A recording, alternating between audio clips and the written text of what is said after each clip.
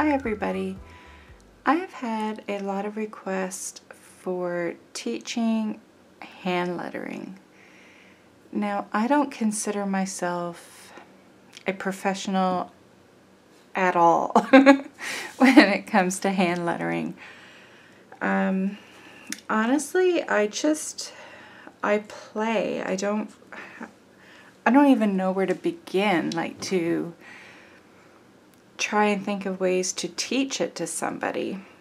So I thought maybe I would just find a particular letter style or show you one that I tend to use a lot and just simply show you how I do it. And all I do is if I see a letter style I like, then I do it, or I'll look for some on Pinterest. And sometimes I can be doing a quote and I have a certain amount of space, and if the mood is right, I just do some letters and I don't really have anything in mind. It's not a style I know. I just play and something comes of it. So I thought the first lesson I would give would be for this style. Now, this is one I go to a lot, and I don't know the name of it. I'm not one that came up with it. I have no idea who did. If there's even like one person that invented this letter style. I guess I had to start somewhere, but I have no idea where, and I don't even know the name of the style. But I'm going to call it a partial block letter because I consider a letter block like you know what I mean, like a block letter. I consider it to be something where it's all block, whereas the one we're going to be doing is going to be just partially block, and then the rest is just a line. So that's why I thought I would call it a partial block letter. And like I said, this is one I go to a lot. So I'm going to zoom in, and hopefully, I already filmed this video once, and it's very hard to find a position for the camera when doing something like lettering where your hand's not in the way. So there are lots. Another reason why I chose this one is because there are so many variations to this style that you can find ways to make it your own or to switch it up. So we will start with the letter A. I'm trying to see if my hand's going to be in the way. So we just do, it's a rectangle, but we go at an angle. So I guess you would call it a parallelogram, because these two sides are parallel to one another. They're the same side, and same with these two. So I do that, and then I do stroke down, and I cross it. And that's for the A. Another way I do it, I will do my partial triangle, and then from there I will draw that parallel line to this one. So it's two different looks. And I do both. I don't always stick to one or the other. So another way you can change it up is where you place this cross line. You can go up high,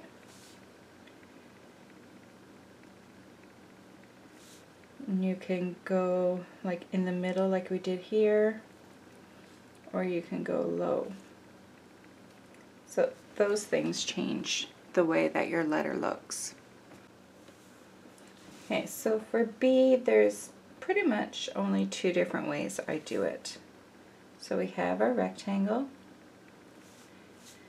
and I either just do it like you would, you know, first when you're learning how to print, or, and I like this way better, I'll make this first hump go down lower than you would, and then the bottom one is just a small one. But you could do it, I guess there is another way. You could go a little skinnier, like not go out so far. I mean, really, I don't think my rectangles are usually that big either. They're probably about that size. And I would go like that. C, I just make the C and put a line down. You can make it skinnier, but that's all I do. And D, again, your rectangle and your hump. And if you want, you can make your hump go down lower. Or you can do it and make it up higher. So there's different ways you can change the style by how big or small you make the rectangle, by the way you do your bumps and your curves, where you place your crossbars. Like, there's different things to do to change it just ever so slightly that makes it look not completely different, but different. So E, again, just a rectangle, and you can go like you normally would, top, bottom, and middle, or top, bottom, and then your middle one can come down really low, or top, bottom, I know I said the opposite of what I did, and then this one can go really high. F, same thing. Do your rectangle, do your top, and you can do that one in the middle, or you can do it up high, or you can do it down low. G is pretty much the same as you would do C. Kind of make your G, and then put that vertical line in. H, you do the rectangle, and you just write the rest of your H like you would. Or again, you can do your crossbar down low, or you can do it up high. If you really wanted to, I don't tend to do this, you could do two rectangles and then have your crossbar up high or down low or in the middle.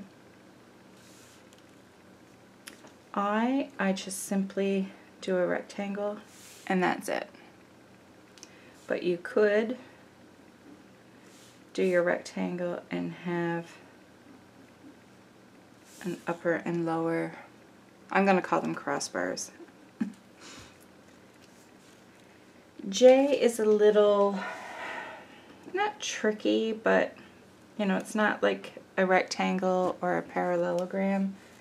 So I do my crossbar, and then I do my line down and my hook for the J like I normally would, but I'll go over to the left a little more so I have enough room to do another line off to the right to come down parallel in the beginning, and then as you come down around the hook it'll get closer.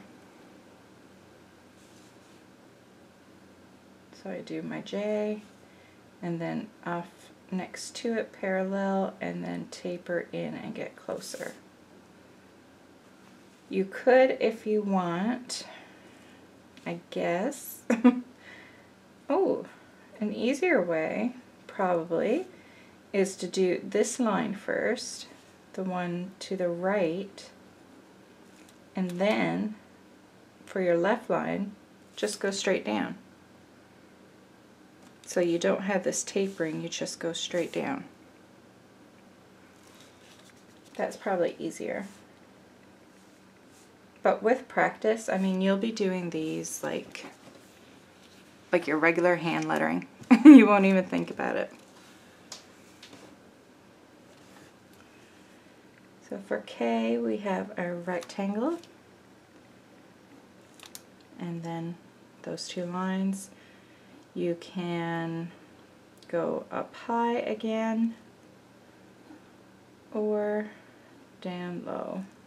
And some people like to do their K's where they do that one and then they come from here instead of at the end of the line. I don't tend to do that, but you can.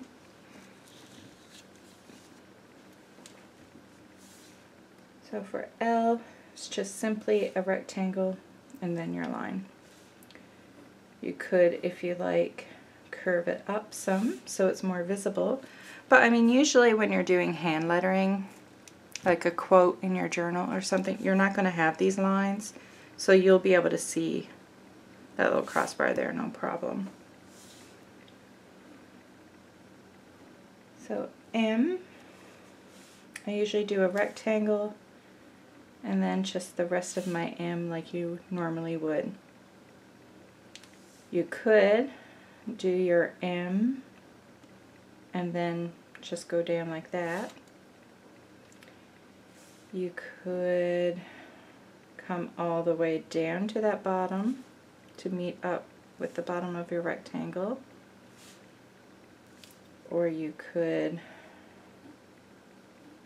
do it up high, your little V, and you can do it in the middle, all the way down bottom, up high. Like the H, you could do, again, I don't tend to do this, but you can do your two rectangles and then do your V to meet them. And if you want a softer lettering, you don't have to do all straight lines. I mean, you could do curves. You could make them bumpy. Same thing with our N. But to me, that makes it look lowercase. So what I tend to do is just do the rectangle and then do the rest of the N. And I really don't care for this one by doing two rectangles. Yeah, I screwed that up. I did an M. Yeah, I don't think I would do that. No. My brain doesn't even want to try. Guess you would do one rectangle and then one parallelogram and then just meet those. But yeah, that looks horrible. So I would just do that. Oh, very easy. Just do your circle and a line down. That is all I do. And again, ways you can vary it is where you place this line down. You can go over here, you can go in the middle, you can go more to the right, which I don't tend to do because then it makes it look like you're putting the rectangle on the right hand side. And when I'm doing this style lettering, my rectangles all tend to be on the left side.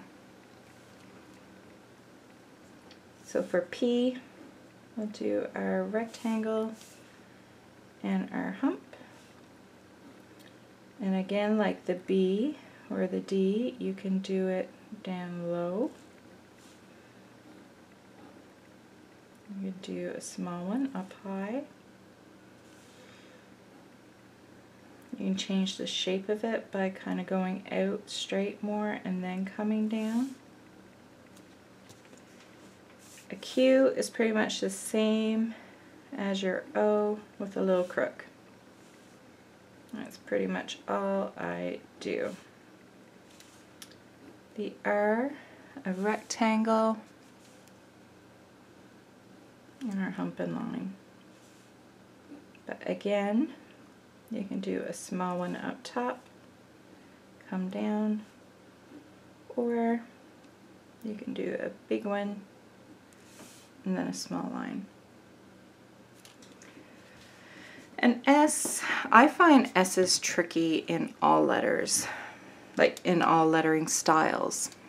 So what I found works easiest for me is just doing an S, and then like you would a $sign, except you're only going to do one stroke and you're not going to go beyond the curves. I just go like that. It reminds me of a $sign. Because your $sign, you would go like this. So for this one, we're just stopping at the ends and only doing one. I mean, you could, if you want, make that one over there and then go over here so they don't meet up if you know, you're not going straight through. But this is the one I tend to do. For T, I just simply do a rectangle with the crossbar on top. A U, I'll draw my U like I would like normal lettering, and then I will come down with the rectangle. So I still have this curve. I just make it simple by going down with the line. You could, and I really don't care for this, you could do your rectangle and then curve this up. But to me that kind of looks backwards for a lowercase u. V, we can do our parallelogram and then go up with our crook. Or we can draw our V and then like we did our U, go across and then come down. I like both of these. So it probably depends on what mood I'm in, which one I do. For W, again we can do our parallelogram and then we can do our W where we go all the way up to the top line. Or we can do it where we just come up to that middle line. Or we can do it very tiny. I think that one's cute. I like these two the best. Or like the M, which I don't care for. We can do two rectangles and just do that. The X, I don't usually need to do an X very often, and I don't really like the X. Not that I don't like the letter, I just don't really like it in this style, but I'll usually just do the parallelogram and then cross over. And I think this is the reason why I don't like it, because you see that, so you could just do it and skip where the parallelogram is, which does look better than that. But if you're coloring in your letter, then it won't matter because it'll blend in with that, unless you're doing two separate colors.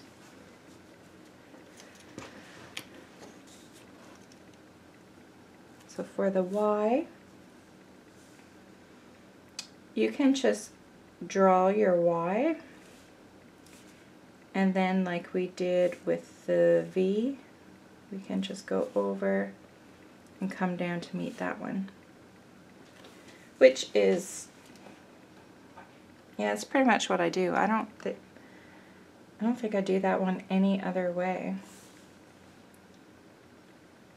So if it's easier, you can do that line first. But it doesn't really matter. That's the style. That's the way I do it.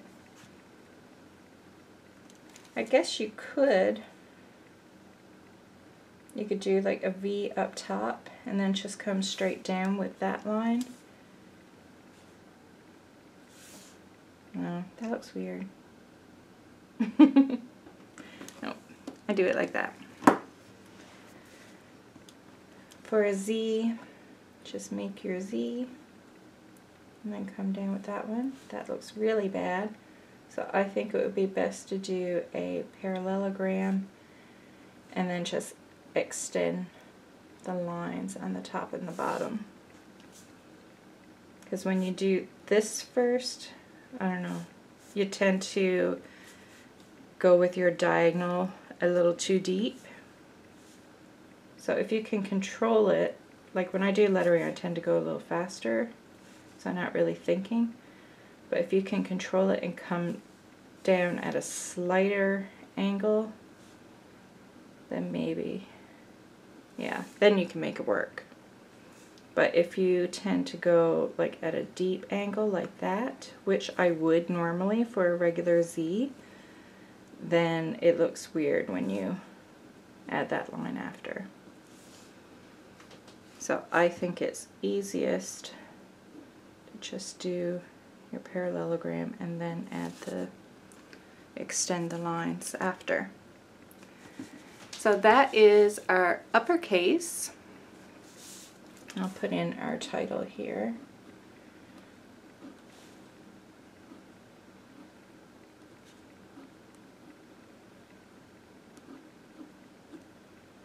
And see how I don't, like, I'm not super neat, and I did these two different ways. I should have done it smaller so I could fit both words.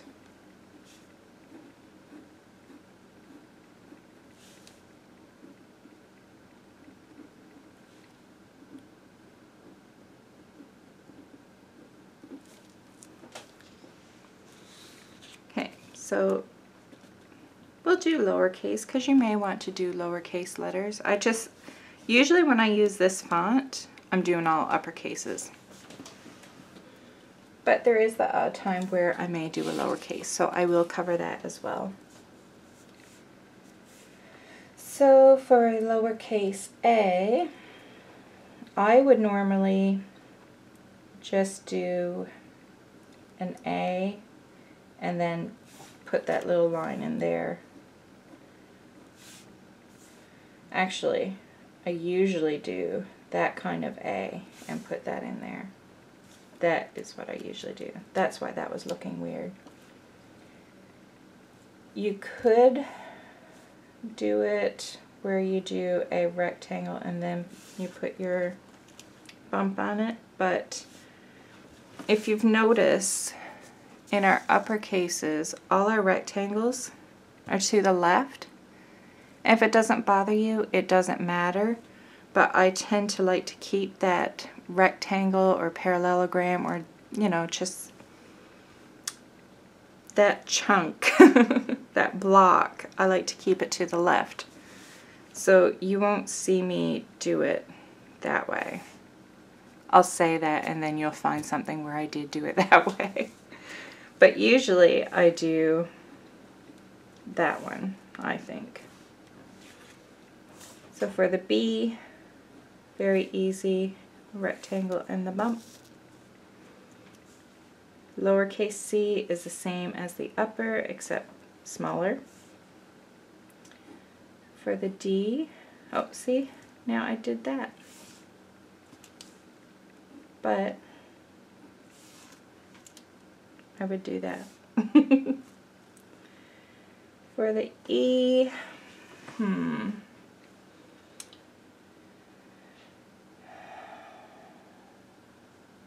think I do the E and then, yeah. So I don't come all the way over, I do my crossbar, and then when I come over and do my round part, I go beyond where this one started. So you see how there's a space in there, and then I'll draw that line down. But you could just do your E like you normally would and have that go down, and then if that crossbar goes into your block, oh well. If it doesn't bother you, then who cares? So for the F, I'll just draw my little cane and then bring that line down for to make the partial rectangle and do that. You could do that and then go all the way across, or skip the middle and go across like that.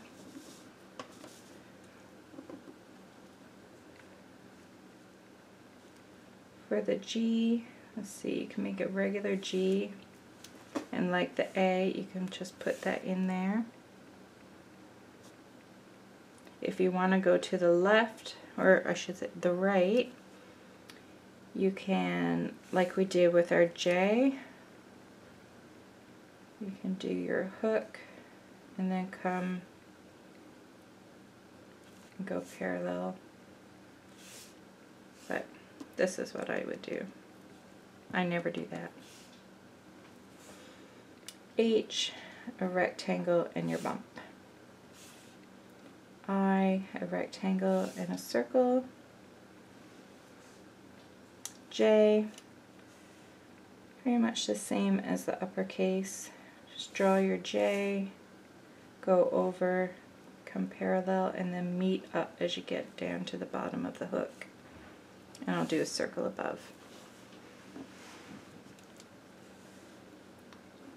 For the K, it's just a rectangle and your little rest of the K. L, easy peasy, just a rectangle. The M, now for a lowercase, this is where I usually make it bumpy instead of straight like an uppercase. I'll usually go like that. Or you can come all the way down to the line. But I usually go up. N, same idea. O, same as the upper. P, Q, I'll do my circle and my line and crook and put that one in there. R is a little rectangle with your little hook. S, same as the uppercase but smaller. T, a rectangle with the line going across, or you can skip and go on each side of the rectangle. And with the T, you could vary where you put your crossbar. You can go up really high.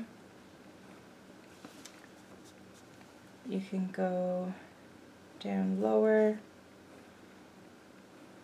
or you can go down really low. The U, I usually do it the same as I do in uppercase. I make my U, and then I go across and down. V, same thing you could as the uppercase. You can do your little parallelogram and then add your other line, or you can draw your V and then meet them. W is the same as the uppercase. You're just doing it smaller. X, again the same. Y, again the same. So I'd probably draw my Y and then meet it.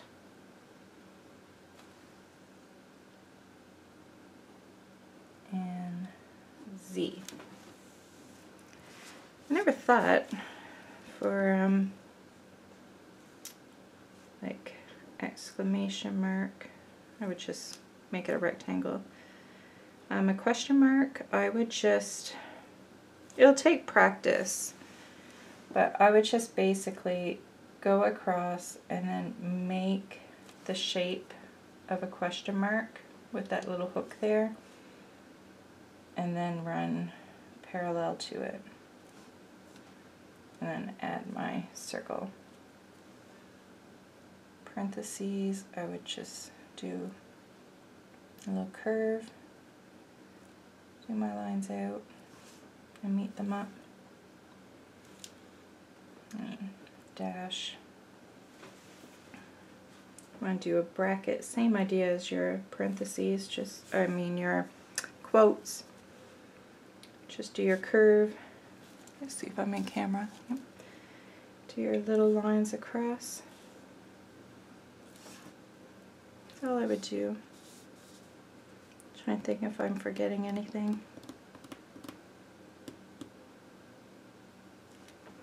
Can't think of anything at the moment. So, ways in which you can change this up more than what I already showed you is what you do inside your rectangle. So I'll use the letter B as an example, and I'm just going to draw out some uppercase B's.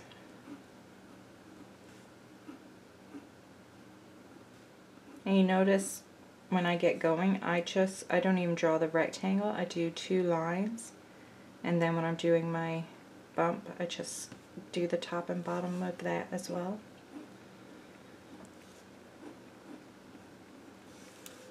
Okay, so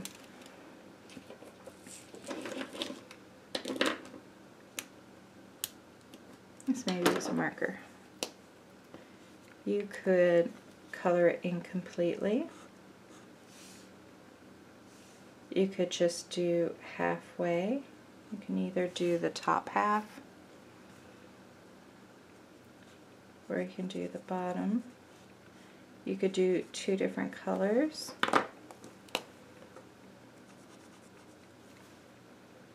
Or you could do your drawing in one color and then fill it in with another color. Like I tend to do my lettering with black. Unless I'm going over something dark, then I may use a white. And then I'll color, say if I'm doing this in black, I'll color that in with white or a colored gel pen. That's usually my go-tos. So instead of coloring it in, you could do diagonal lines. You could do straight across lines.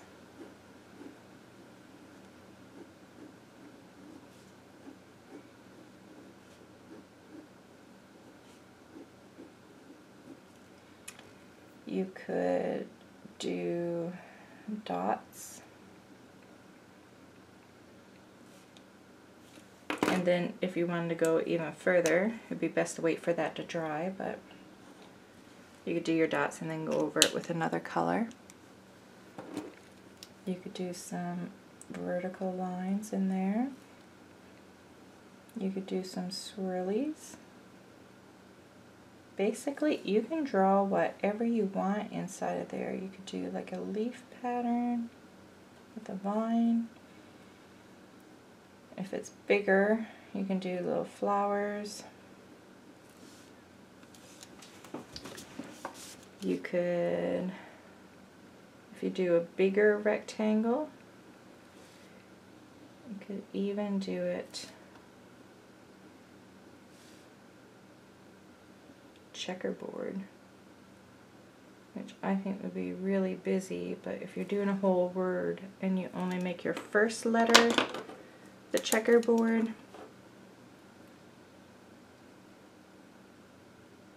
then maybe it wouldn't be so bad.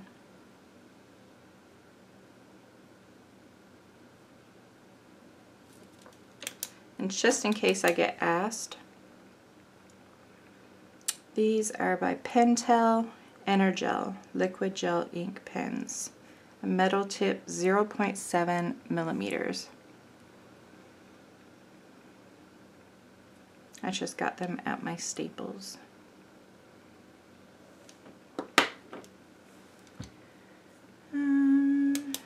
So again, another way is the size of your rectangle. You can make it really big. You can make it regular size like we have been doing, or you can make them skinnier, which I really like the look of. Like you can go really small.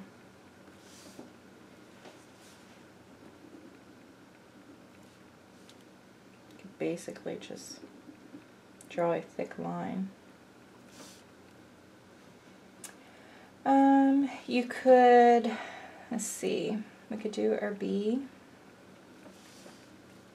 And then you could extend these lines to come out. And then like curl them.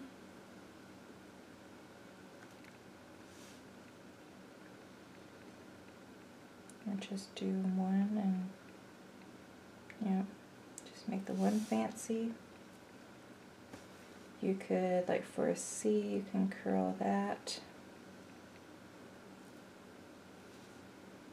For an E, you could go across and down, across and up, and then your middle could go like that.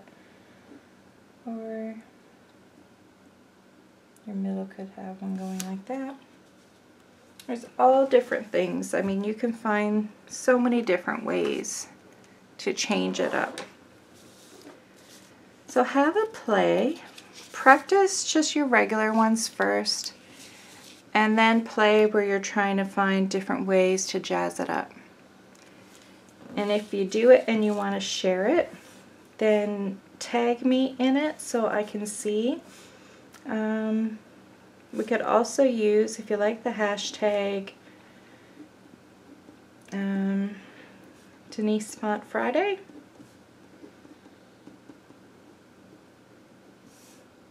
Maybe. Or you can just use the hashtags Denise Lush and then Font Friday.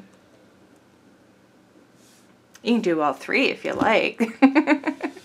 But that way, if we decide on like these hashtags that we can use, then we can inspire each other and we can give each other ideas, because I'm willing to bet there are going to be so many different ideas in ways to jazz up this letter that you may not think of, and another person has thought of it, and you're going to be like, oh my gosh, that is so awesome. I want to try that.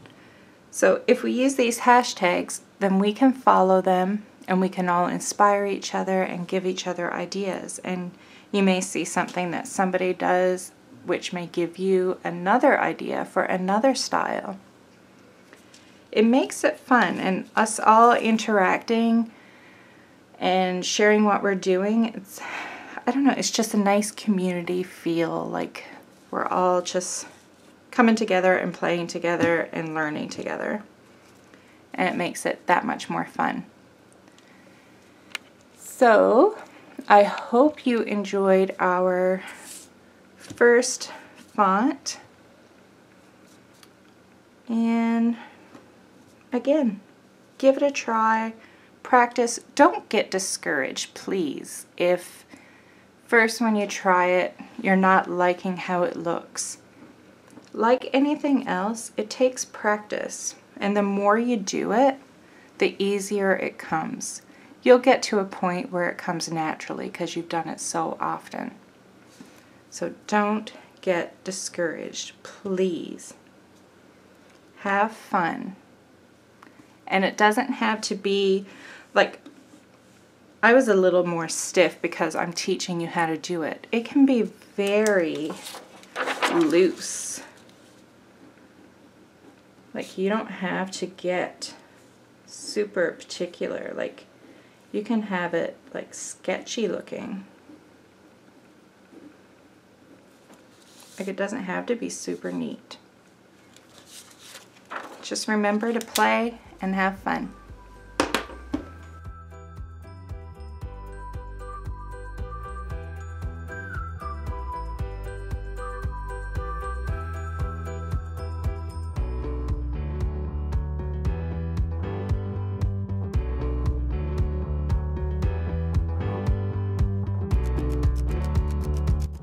Thanks so much for stopping by. Let me know if you like my videos by leaving me a thumbs up and subscribe to my YouTube channel.